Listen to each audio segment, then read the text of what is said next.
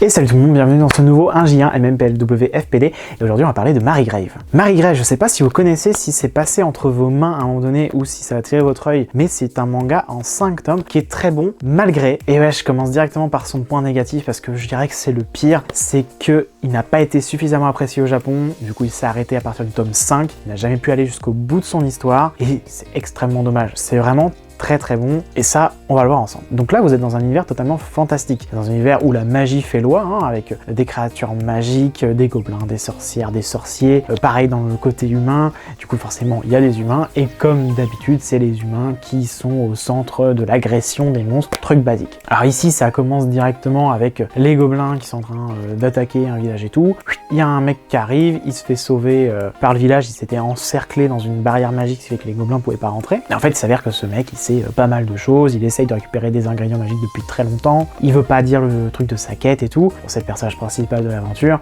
il arrive à se présenter, en fait ils arrivent à l'introduire en mode un peu badass, il connaît ses trucs et tout, et il arrive à libérer le village, ça fait de lui une sorte de héros machin, et ensuite du coup vu que le personnage est introduit, on en apprend un petit peu plus sur sa quête. Ce monsieur se balade en fait avec un cercueil dans son dos, et dans ce cercueil là, il y a énormément d'ingrédients, et le corps de sa femme, un cercueil, faut bien que ça serve à quelque chose. Non, alors du coup, qu'est-ce qu'il a aussi là? Le livre des morts. Le livre des morts qui va du coup lui permettre de récupérer tous les ingrédients pour ressusciter l'être qui tient le plus à voir revivre, à savoir sa femme. Il n'accepte pas le fait qu'il soit mort, et c'est tout le but de sa quête, quoi. Alors le manga était très bien rythmé, et je dis le manga était très bien rythmé parce qu'il est terminé, parce qu'il a pas pu se continuer, donc ça me désole un peu, je lui en parle de lui au passé. Il en reste quand même très bon, il y a des bonnes choses dedans, ce serait dommage de passer à côté parce que il y a de très bons trucs d'écriture, il y a de très bons trucs trouvés. Donc là vous commencez avec du coup en fait le parcours classique, hein, et ça c'est justement, déjà c'est intelligent pour ça parce qu'il a besoin de récolter des ingrédients, donc chaque demi-tome, c'est des flashbacks sur son histoire et sur comment il en est arrivé là, et du coup c'est de la récupération d'ingrédients, c'est de la connaissance, des amis qui vont l'accompagner pendant sa quête, des rivaux qui s'installent, il y a plein de choses comme ça qui s'installent, des choses qui sont, on va dire, peut-être un peu classiques par moment, en tout cas comment je le raconte, mais c'est plutôt bien amené, plutôt bien trouvé, et puis il y a des très bonnes batailles qui sont montrées en plus pendant les trucs. D'ailleurs, je dis pas, mais toujours pareil, hein, faut que ça défile un petit peu les planches, et puis moi je vais en montrer quelques-unes comme ça au pif, mais en fait ce qui est intéressant avec ce manga, et en plus je tombe directement sur des bonnes pages aussi, c'est que là moi je vous raconte un peu ça, mais c'est vrai que j'ai pas parlé aussi du dessin, c'est qu'on est sur un dessin qui est entre le shonen et le seinen, ok?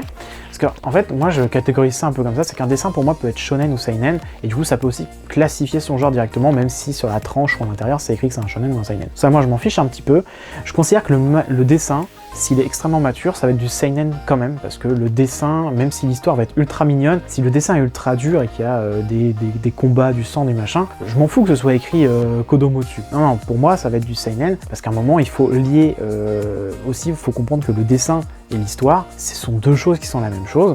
Donc là, c'est vraiment entre les deux, c'est-à-dire que vous allez avoir des combats dynamiques, vous allez avoir un objectif, ça c'est le côté voilà, très shonen, et vous avez un côté vraiment seinen dans le dessin. Pour moi, c'était un petit hybride, le meilleur hybride aujourd'hui que j'ai, qui se plonge encore plus dans le seinen, mais qui a quand même le gros côté shonen, c'est Jujutsu Kaisen, et qui est d'ailleurs très bon aussi en même temps, parenthèse, qui a rien à voir avec Mary Grave. On change un petit peu de bouquin, donc qu'est-ce qui se passe? Les ingrédients, tout ça, il se fait une petite amie, donc une petite amie c'est le bon mot parce que c'est une fée qui va le suivre. Donc ça m'avait rappelé un peu du coup le début un petit peu de Berserk, où on le voit justement avec une fée, et je me suis demandé si c'était pas fait exprès pour faire une sorte de rappel à ça, vu le monde dans lequel ils sont, de magie, pourquoi pas, après c'est peut-être moi qui imagine des choses. Et là du coup vous avez une personne un peu jeune, donc c'est sa femme, et quand elle était plus jeune, et en fait il s'avère que c'était une sorcière d'exception qui a décidé pourtant de vivre avec. Et là on va dire que c'est encore une fois peut-être le truc un peu dommage, c'est que vous allez avoir 1,5 tome vraiment sur l'avancée, et ensuite d'un seul coup vous allez avoir du flashback parce que la ville dans laquelle il arrive,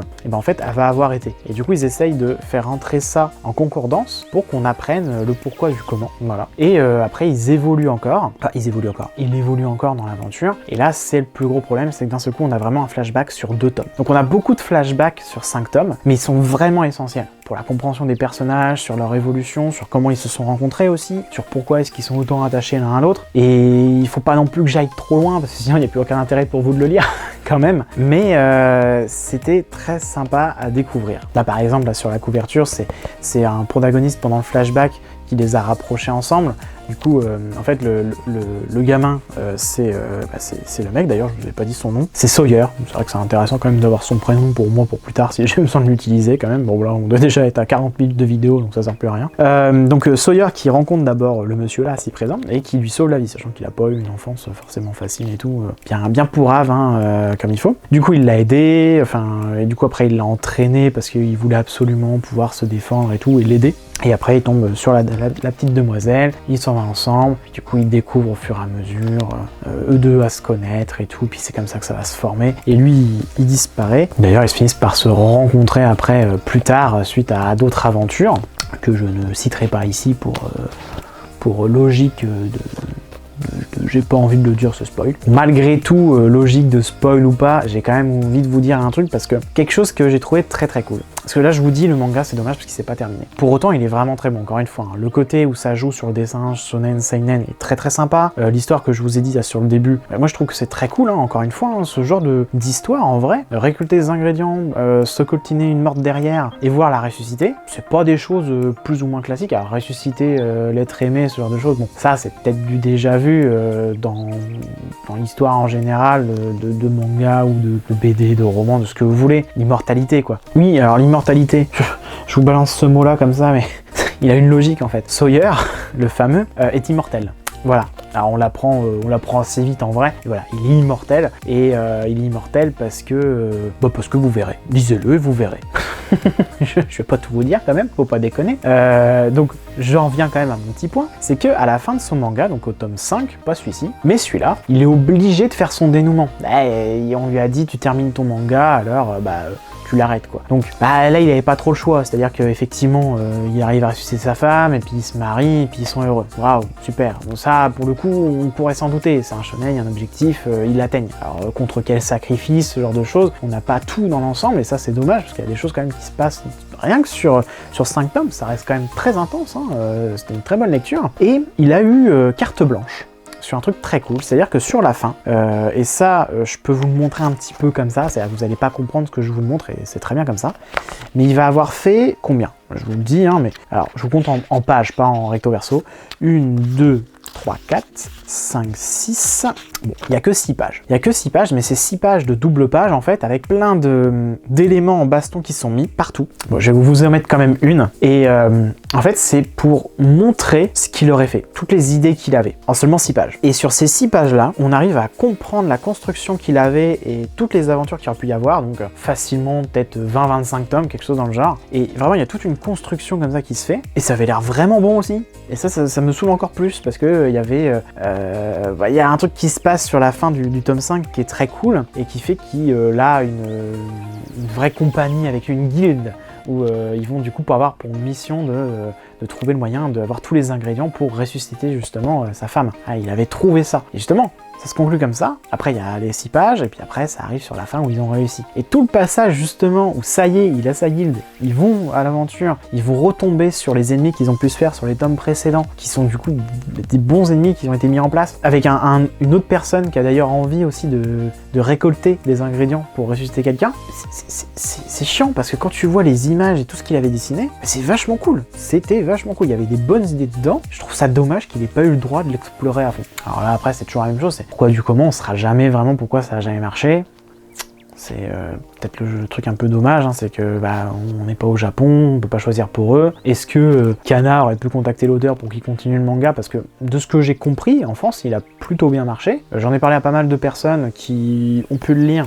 Ces personnes-là l'ont apprécié aussi. Donc c'est que le manga est quand même plutôt bien apprécié en France pour ceux qui l'ont lu. Donc encore une fois, lisez-le.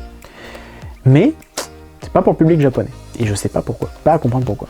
Parce que les dessins sont très cool, l'univers est franchement sympa dans lequel vous êtes transporté. De toute façon, je vous ai fait le résumé, je vous ai parlé des dessins, donc là, globalement, je pense que je vous ai tout donné. N'hésitez pas Et voilà, donc une série en 5 tomes que je ne peux que vous conseiller parce que ça change des shonen de d'habitude. Moi, ça m'a fait très plaisir de découvrir cette œuvre et de m'y intéresser en fait, tout simplement parce que je ne savais pas que c'était en si peu de tomes, je savais pas que ça allait se précipiter sur sa fin.